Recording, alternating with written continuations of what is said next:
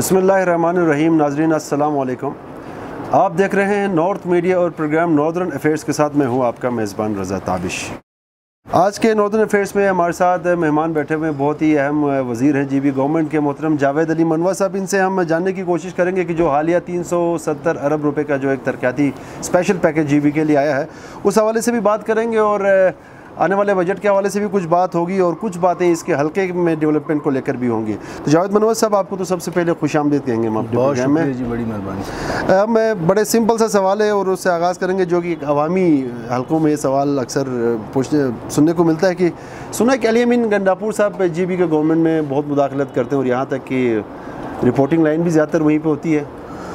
बिस्मिल्लाहिर्रहमानिर्रहीम। ताबिश, बहुत शुक्रिया। सबसे पहले तो आप लोगों को मुबारकबाद पेश करते हैं जी। नॉर्थ मीडिया के प्लेटफॉर्म से जिस अंदाज़ में गिलगित बल्तिस्तान में अभी इलेक्ट्रॉनिक मीडिया की तरफ रुझान है, अगरचे ये सोशल मीडिया के थ्रू है, लेकिन ये एक अच्छा अमल है और काबिल तक़लीद और काबिल सताइश अमल है। और जिस अंदाज़ में हमारे दोस्त इन चैनल्स के ज़रिए हमें अपने अवाम से मुखातिब होने का मौका फ़राहम करते हैं वो काबिल तारीफ़ है। Thank you so much. अब बातें आपकी बात की तरफ के गिलगित बल्तिस्तान जो कि एक नौज़ायदा सूबा है, इसका स्ट्रक्चर यकीनन वफाक के साथ इंटरलिंक्ड है और वफाक के अंदर एक मिनिस्ट्री है, ministry of Kashmir affairs in Gilgit Baltistan. और अगर अली अमीन गंडापुर साहब उस वज़ारत के वज़ीर हैं, वफाकी वज़ीर हैं गिलगित बल्तिस्तान के उमूर की, तो जहाँ पे ये जो एनेक्डोटल्स चल रही हैं, एनेक्डोट्स जो चल रहे हैं, जो ज़बान ज़द-ए-आम है, जिसको मैं अफवाहें कहूँगा, गिलगित बल्तिस्तान के अंदर एक मुंतखब हुकूमत जो है वो अपने जो लीगल फ्रेमवर्क्स हैं उसके एम्बिट के मुताबिक बेहतर अंदाज में काम कर रही है। और गिलगित बल्तिस्तान में मुफाद आमा के लिए जिस अंदाज़ में खालिद खुर्शीद की क़यादत में हमारी कैबिनेट हुकूमत कोशा हैं, उसमें यकीनन सपोर्टिव रोल हमारे फेडरल मिनिस्टर का है, वो डे वन से है और बेहतर अंदाज़ में वो हमारी रहनुमाई फरमाते हैं। जहाँ तक ये बात है कि जी इन्फ्लुएंस है और उमूर वहाँ से चलाए जा रहे हैं, तो इसकी वाज़े मिसाल आपके सामने है। जिस अंदाज़ में ये जीबी डेवलपमेंटल पैकेज जो है वो रोल आउट होने जा रहा है, उसमें पूरी कंट्रीब्यूशंस यहाँ से जिस अंदाज़ में हुकूमत ने करनी थी और उसमें जितना सपोर्टिंग हैंड हमें कश्मीर अफेयर्स की मिनिस्ट्री की तरफ से मिला है, हमें पहली चीज़ उनका शुक्रिया अदा करना चाहिए। चलिए, बहुत अच्छे आपने इस पर बड़ी सैर हासिल गुफ्तगू को रोशनी डाली। और दूसरी बात जावेद मनवा साहब कि आप लोगों ने जब आपकी गवर्नमेंट बन रही थी आपने तब्दीली के बड़े नारे लगाए कि हम तब्दीली लेकर आएंगे, तो खित्ते में तो बहुत सारे मसाइल हैं जिनसे आप भी आगाह हैं, तो लेकिन आपकी गवर्नमेंट की तरजीहात में से कौन से मसाइल शामिल हैं कि जिनको आप ऑन प्रायोरिटी बेसिस एड्रेस करेंगे? देखिए जी, सबसे पहली चीज़ जो हमने अपने पहले शुरू के इंटरव्यूज़ दिए उसके अंदर भी हमने बताया था कि हमें अपने पॉलिसी फ्रेमवर्क के अंदर बेहतर अंदाज में जो कि एक मुक़न्नना का बुनियादी काम होता है उसकी तरफ अपनी तवज्जो जो है वो रखनी होगी। तो उस सिलसिले में सबसे पहली चीज़ गिलगित बल्तिस्तान का ओवरऑल पॉलिसी फ्रेमवर्क जो है वो जो है रिव्यू हो रहा है, पहली चीज़, क्योंकि सारी चीज़ें जो हैं वो आपकी पॉलिसी से, आपकी लेजिस्लेशन से और आपकी मुक़न्नना की कारकर्दगी से और गवर्नमेंट की कारकर्दगी से बाहर आते हैं। सेकेंडरीली जो है गिलगित बल्तिस्तान के अंदर जो मसाइल हैं, मसाइल की पहली वजह तो पॉलिसीज़ के अंदर सुकम मौजूद है, उसके ऊपर काम हो रहा है। और दूसरा, हमारे जो पोटेंशियल्स हैं उनको बेहतर अंदाज में पोर्ट्रे करने के लिए यकीनन हमें अब उस मुताबिक अपना इंफ्रास्ट्रक्चर डेवलप करना होगा, हमें उस मुताबिक अपने सिस्टम्स बनाने होंगे। तो प्राइमरी चीज़ें जो मैंने आपको बताया, पॉलिसी फ्रेमवर्क के अंदर काम हो रहा है, दूसरा इंफ्रास्ट्रक्चर डेवलप हो रहा है और तीसरा जो है बुनियादी तौर पे सिस्टम अपग्रेडेशंस हो रही हैं। जो हमारे डिपार्टमेंट्स हैं, डिपार्टमेंट्स अगर उनको कैपेसिटेट करना, उनको सिस्टमेटिकली जो है अपग्रेड करना, ये तरजीहात हैं और उसी के ज़रिए सर्विस डिलीवरी बेहतर बनाने की कोशिश होगी। अक्सर बेशतर आप अपनी गुफ्तगू में भी या पब्लिक गैदरिंग्स या फिर मीडिया टॉक्स हो, आप ये कहते हुए नज़र आए हैं कि जब तक गिलगित बल्तिस्तान की अपनी कोई रेवेन्यू, हम अपने पाँव पर नहीं खड़े होते, हम अपने मसाइल नहीं हल कर सकते हैं। लेकिन ये भी एक हकीकत है कि गिलगित बल्तिस्तान की जो करंट पोजीशन है, ऐसे में गिलगित बल्तिस्तान किसी टैक्स देने की पोजीशन में भी नहीं है।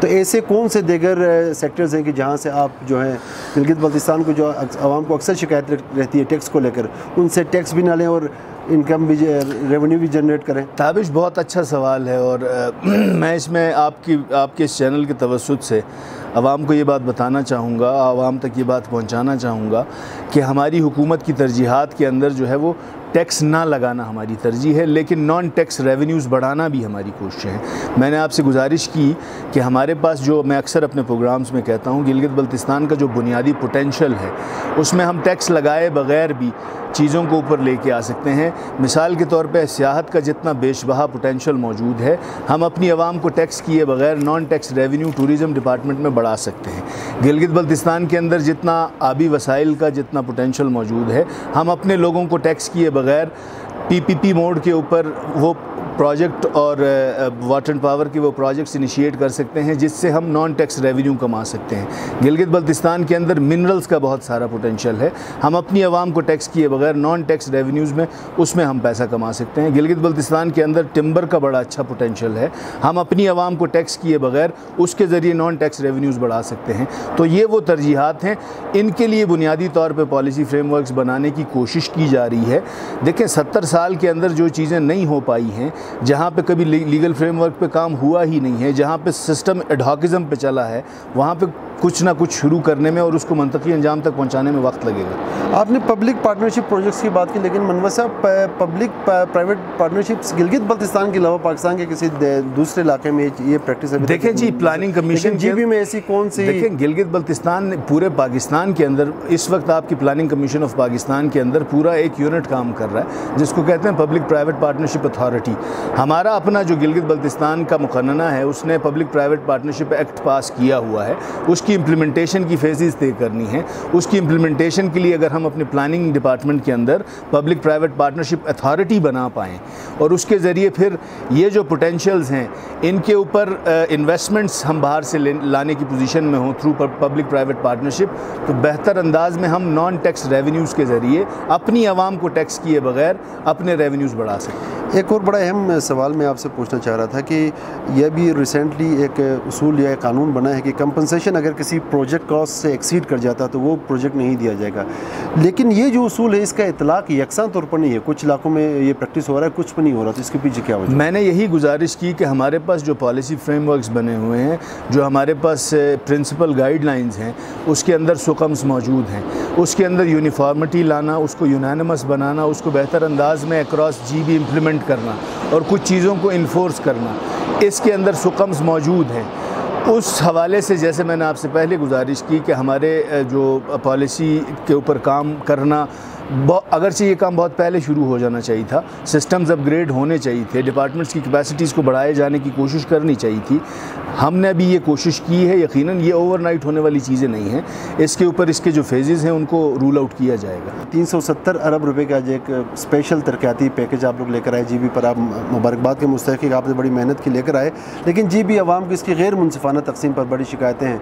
विज़र से आवाज़ें उठी, हुंजा से आवाज़ें उठी कि हमें नज़रअंदाज किया जा रहा है, इसके पीछे क्या मामला चल रहे हैं आजकल? देखें, गिलगित बल्तिस्तान की जो हमारे लोग हैं उनके लिए एक अचंभे की बात थी, ये एक अनहोनी सी बात थी, क्योंकि गिलगित बल्तिस्तान आज से पहले पीएसडीपी के उस एम्बिट के अंदर इतना बड़ा चंक लेने में कभी कामयाब नहीं हुआ था। आज से जब हम तकाबली जायज़ा लेते हैं पीएसडीपी के प्रोजेक्ट्स का, तो शाज़ व नादिर हमारे पास 2 प्रोजेक्ट्स, 1 प्रोजेक्ट, 3 प्रोजेक्ट्स, 4 प्रोजेक्ट्स होते थे। तो पहली दफ़ा जिस तरह हमारी रेगुलर एडीपी तकसीम हुई है, बिल्कुल इसी तरह पीएसडीपी के अंदर हमें शेयर मिला है।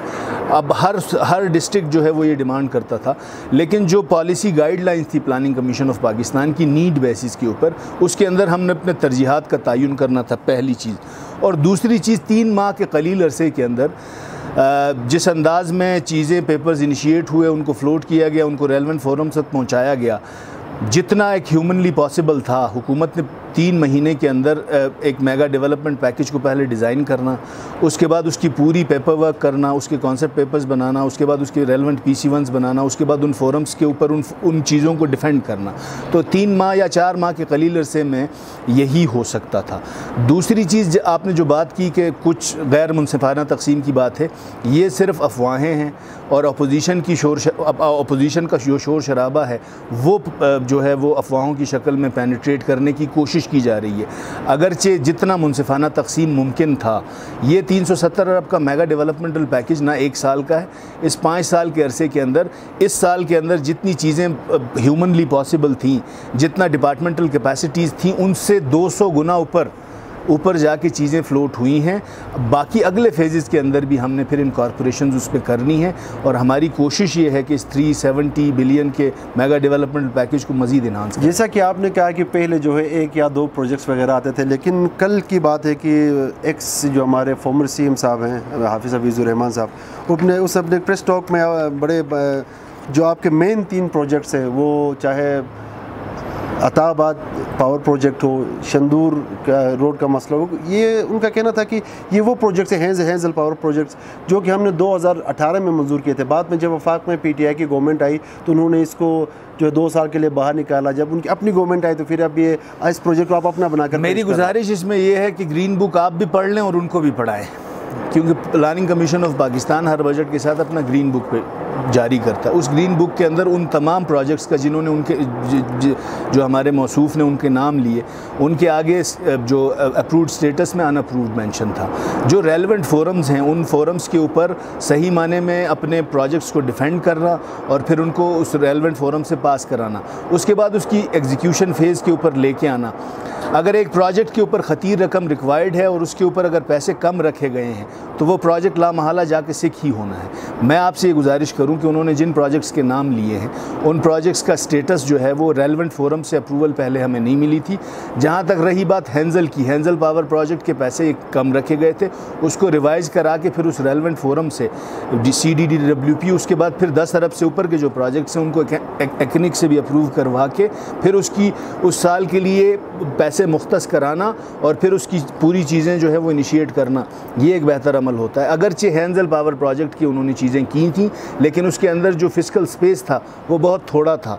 इतने बड़े मेगा प्रोजेक्ट के लिए जिस अंदाज में उन्होंने पैसे मुख्तस कराए थे वो बहुत कम थे। उसको रिवाइज़ करवा के उसको रिवीजन के बाद मंजूर कराया गया। बाकी रही बात अताबाद का, अगर वो दावा करते हैं तो अताबाद के कॉन्सेप्ट पेपर्स भी उस ज़माने में नहीं चले। हफीज़ साहब ने तो आप पर ये भी इल्ज़ाम लगाए, जहाँ आप अपनी गवर्नमेंट की कारकर्दगी की बातें करते हैं वहीं उनका कहना था कि GB में PTI की गवर्नमेंट के आने के बाद जो है 25 के करीब यूटिलिटी स्टोर्स बंद हुए हैं, 3-4 नादरा ऑफिस बंद हुए हैं, पासपोर्ट ऑफिस बंद हुए हैं, बजाय इसके कि आवाम को फैसिलिटेट करें, आवाम से फैसिलिटेशन उठाई जा रही है। देखें जी, अपोजिशन के पास अब बुनियादी तौर पे यही चीज़ें रह गई हैं कि वो आवाम को जो है वो मुनहरिफ करने की कोशिश करेंगी, क्योंकि बाकी अगर आप तकाबली जायज़ा लें, तकाबली जायज़ा बहैसियत सहाफ़ी आपको लेना पड़ेगा आज से पहले कि जो डेवलपमेंटल पैकेजेस आते थे उनका और पेपर के ऊपर उसके अप्रूव्ड स्टेटस के साथ। सेकेंडरीली जो आपने बात की कि जिस अंदाज़ में, अगर उन्होंने, मैंने तो उनकी ये बात नहीं सुनी, लेकिन अगर उन्होंने ये बात की है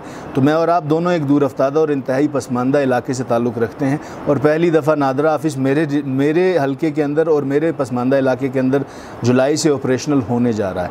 रही बात यूटिलिटी स्टोर्स की, उन्होंने बात की, तो उस हवाले से भी जिस अंदाज़ में मेरा पसमानदा सबसे इलाका था, मेरा दूर अफ्तादा इलाका था, वहाँ पर रिसेंटली जो है वो यूटिलिटी स्टोर ओपन। आपने अपने इलाके के लिए शाहराह नगर के नाम से एक बड़े मंसूबे की मंजूरी करवाई, तो किस पोजीशन में इस वक्त उसकी? देखें जी, शाहराह बड़े ये भी सुनने में आ रहा है कि ये भी हाजी रिजवान साहब का ही प्रोजेक्ट था जिस पर आप अपनी तख्ती लगाने की कोशिश कर रहे हैं। देखें जी, इसमें गुजारिश ये है कि हम जो है इलाके की तामीर और तरक्की में जिस अंदाज़ में कंट्रीब्यूट कर सकते हैं, अपना हिस्सा डाल सकते हैं, हमने कोशिश की है।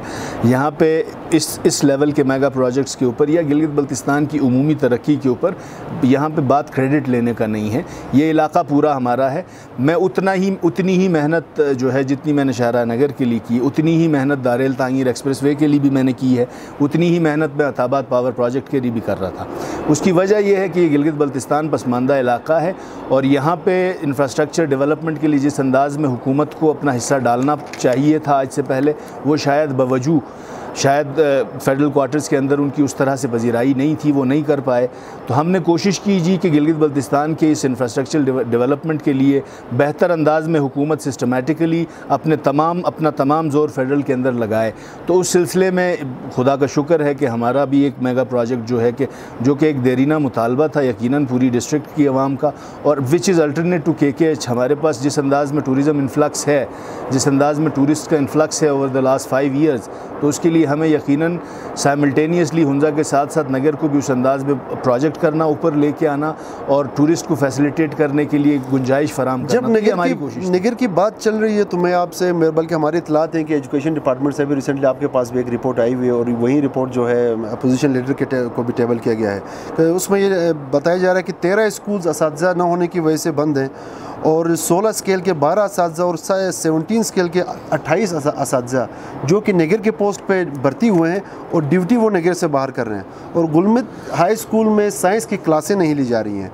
और दूसरी बात कि 17 हाई स्कूल्स नगर के अंदर है जिनमें से 3 रेगुलर हैं, बाकी सारे या कम्युनिटी अपने बेसिस पे चला रही है। और आखिरी एक और चीज़ सर जो कि अहम और बड़ा क्रिटिकल है, डिस्ट्रिक्ट नगर के अंदर 110 जो असामियाँ हैं वो टीचर्स की खाली हैं और उन्हें मुश्तहर नहीं किया जा रहा है। इस हवाले से आपने अभी तक, चूँकि आप वहाँ सेलेक्ट होकर आए हैं, तो क्या इकदाम उठा रहे हैं? देखें जी, बहैसियत गिलगित बल्तिस्तान हुकूमत के वज़ीर मैं आपको नई फिगर्स देता हूँ। मैं सिर्फ डिस्ट्रिक्ट नगर से हट के आपको पूरे गिलगित बल्तिस्तान की ओवरऑल स्टेटिस्टिक्स देता हूँ with regard to education department. इस वक्त we are in shortfall of तकरीबन 4500 कमरे इन जस्ट प्राइमरी स्कूल्स। हमें इस सब तमाम चीज़ों का इदराक है और मैंने आपसे पहले गुजारिश की कि ये सारी चीज़ें जो हैं पॉलिसी की बेहतर अंदाज में इन्फोर्समेंट और इम्प्लीमेंटेशन ना होने की वजह से हो रही है। हुकूमत की पहली तरजीहात के अंदर इस साल के जून तक हमने जिस अंदाज में मेगा डेवलपमेंटल पैकेज को रोल आउट करना था, कंसर्ट क्वार्टर तक हमने एडवोकेसी करनी थी, वहाँ से अपने हुकूक का हुसूल मुमकिन बनाना था। हमारी तरजीहात में इस जून जुलाई अगस्त तक ये चीज़ें थी। सेकेंडरली हेल्थ और एजुकेशन के अंदर जो प्रोसीजरल फ्लॉज हैं, ये सिर्फ डिस्ट्रिक्ट नगर की बात नहीं है, गांचे में भी यही सूरत हाल है, अस्तौर में भी यही सूरत हाल है, दियामर में भी यही सूरत हाल है। तो ये सारा जो है वो एक बेहतर अंदाज में इस रिडंडेंट निज़ाम के पॉलिसीज़ के अंदर एक बेहतरीन रिव्यू और शिफ्ट मांगता है। तो उसके लिए मैंने पहले गुजारिश की, तो इसको स्पेसिफाई करके हम नगर के ऊपर बात नहीं करते। मैंने आपको बताया कि मैं सिर्फ प्राइमरी स्कूल के स्टेटिस्टिक्स अगर आपको बताऊँ तो इस वक्त हम 4500 कमरे हमारे सिर्फ प्राइमरी स्कूल्स में शॉर्ट हैं। इसके अलावा हमारे पास टीचिंग स्टाफ जो है वो 2006 ऑनवर्ड हमारे जितने एजुकेशन डिपार्टमेंट का स्कूल इंफ्रास्ट्रक्चर बना है उसके पीसी फोर्स कंप्लीट नहीं। के हल के लिए इन मसाइल के मैं यही गुजारिश कर रहा हूँ आपसे कि सबसे पहली चीज़ कि हमारी जो पॉलिसी फ्लॉज हैं उनको हम दूर कर एड्रेस करने, हमने स्टेप वाइज काम करना है। सब्सटेंस के ऊपर अभी हमने काम किया है। आप जो फरमा रहे हैं ये प्रोसीजर है, इस प्रोसीजर को हमने इस साल अगस्त के बाद हमने एड्रेस करना है। हेल्थ के अंदर हेल्थ रिफॉर्म्स की स्टीयरिंग कमेटी जो है इस वक्त काम कर रही है इन ओवरऑल चीज़ों के ऊपर, और अनकरीब एजुकेशन के ऊपर भी एक स्टीयरिंग कमेटी हम बनाने जा रहे हैं। उसको बनाने के बाद इन प्रोसीजर्स को किस तरह से ओमिट किया जा सकता है, इनको किस तरह से कर्टेल किया जा सकता है, कम किया जा सकता है, इसके ऊपर काम करने की। अब आते हैं स्पेसिफिकली डिस्ट्रिक्ट नगर के ऊपर। डिस्ट्रिक्ट नगर में 2009 ऑनवर्ड जितना हमारा एजुकेशन इंफ्रास्ट्रक्चर डेवलप हुआ है उसके अंदर सीरियस शॉर्टफॉल है पीसी फोर्स का। उस हवाले से हमने उन क्रिएशंस के ऊपर, चूँकि मैं खुद फाइनेंस का पोर्टफोलियो रखता हूँ, तो ना सिर्फ डिस्ट्रिक्ट नगर बल्कि डिस्ट्रिक्ट हुंजा और वो 4 नए अजला जो नौज़ायदा ज़िले हैं जिनके अंदर हुंजा है, नगर है, शिगर है और खरमंग है, ये वो अजला हैं जिनके अंदर ये सीरियस क्राइसिस फॉल करता है। तो इसको मुमकिन हद तक इस साल अगस्त तक खुशखबरी इंशाल्लाह सुनने को मिलेगी। खुशखबरी से कि अभी जो PMLN की गवर्नमेंट थी उन्होंने जाते जाते अराउंड अबाउट 5000 मुलाजमीन को खुशखबरी भी सुनाई थी कि हम उनको पक्का करने जा रहे हैं। असेंबली से एक बिल भी पास हुआ था, लेकिन स्टिल वो मामला अभी तक। देखिए जी, उसके ऊपर हमने जिस अंदाज़ में डे 1 से काम किया है, हमने अपने जो हमारे भाई हैं जिनका जायज़ हक़ बनता है उनको उनका हक़ देने की कोशिश की है। लेकिन मैं फिर गुजारिश करूं कि उजलत के अंदर और प्रेशर के अंदर काम करने से मैं सिर्फ ये समझता हूं कि PMLN की साबका हुकूमत ने एक बोझ डालने की कोशिश की गई थी, लेकिन उसको बेहतर अंदाज में स्क्रूटनाइज़ करके, उसको बेहतर अंदाज में चैनलाइज़ करके उसके फेजेस का तयन हम कर चुके हैं। GB बजट में वो कैपेसिटी नहीं है कि उन मुलाजमीन को जिनसे आप कॉन्ट्रैक्ट बेसिस पे या कॉन्टीजेंट बेसिस पे करने से आप सर्विसेज ले रहे हैं कि आप उनको रेगुलर कर दें? देखें, बात GB बजट की कैपेसिटी की नहीं है। हमारे जो ERE एम्प्लॉय रिलेटेड एक्सपेंडिचर जो भी होता है वो डायरेक्टली सिंक है फेडरल फाइनेंस के साथ। यहाँ पे किसी भी किस्म की अपग्रेडेशन, यहाँ पे किसी भी किस्म की क्रिएशन और किसी भी किस्म की परमानेंसी के लिए हमने ERE जो हेड है वो हमारा सिंक करता है फेडरल फाइनेंस के साथ। हमें हर चीज़ के ऊपर फेडरल फाइनेंस की कंकरेंस रिक्वायर्ड है। तो ये टोटल बुनियादी जो वजह थी। और दूसरी चीज़ ये है कि जिस अंदाज में पहले खेप में हमें हुजम दिखाया गया था, उस हुजम को वेरीफाई करना, इस पे लगने वाला ख़तीर रकम जो है ये गिलगित बल्तिस्तान के लोगों का पैसा है। हमने कोशिश की कि उसको बेहतर अंदाज में स्क्रूटनाइज़ किया जाए।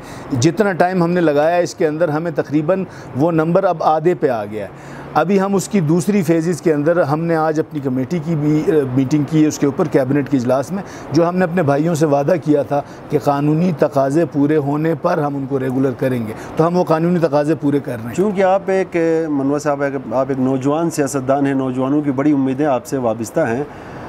एक गवर्नमेंट, कोई भी गवर्नमेंट जो ओवरऑल यूथ या वो सब आवाम को जो है नौकरियाँ तो नहीं दे सकती है, तो इंटरप्रेन्योर्स को अपलिफ्ट करने के हवाले से आने वाले बजट में आप उनको कैसे इंटरटेन कर रहे हैं? देखें जी, पहली दफ़ा गिलगित बल्तिस्तान की तारीख़ में मैंने डे वन से ये हमें खुदा ने ये मौका फ़राहम किया और हम डे वन से एक जुमला यूज़ कर रहे हैं, तारीख़ी बजट।